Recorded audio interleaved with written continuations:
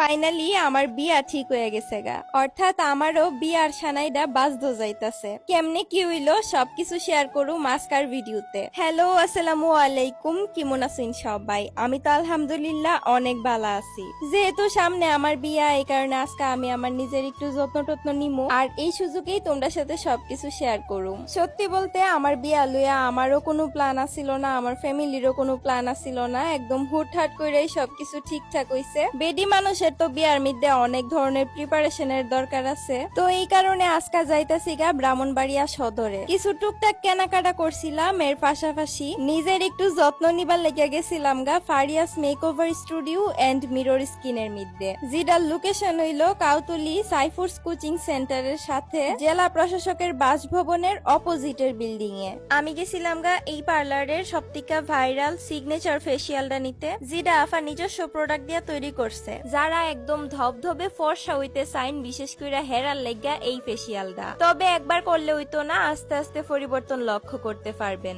আমিও শ্যামলা থেকে ফর্সা হইবার লেগে আইফোর্সি নিজেরে বদলাইতে আজকের থেকে শুরু করছি। ইনশাল্লাহ আপনারা দিন দিন আমার পরিবর্তনটা দেখলেই বুঝতে পারবেন। যেহেতু এটা আমার বোনের পার্লার, সো এখানে আয়া আপনারা আমার নাম ইউজ করলেই বালা একটা ডিসকাউন্ট পাইবেন। ননদিনীর বিয়াতে যদি ভাবিমনি উপস্থিত না থাকে তাইলে তো হইল না। এই ফুলগুলা দিকে আবার ভাববেন না আমার বেড়া বুঝে আমারে দিছে, না গো না, এই সৌভাগ্য নাই। বেড়া খুবই আনরোমান্টিক। ফুলগুলো আনা হয়েছিল আমি যেহেতু বউ মানুষ, সে কারণে ফুল দিয়া নাকি আজকে আমার ফেসিয়াল করব। সবকিছু কেমন জানি অবাস্তব লাগতেছে, মানে আমার নিজেরই বিশ্বাস হইতাছে না। যাই হোক, আমি কিন্তু ফেসিয়াল করার পাশাপাশি পেডিকিউর ম্যানিকিউরও করছিলাম। এই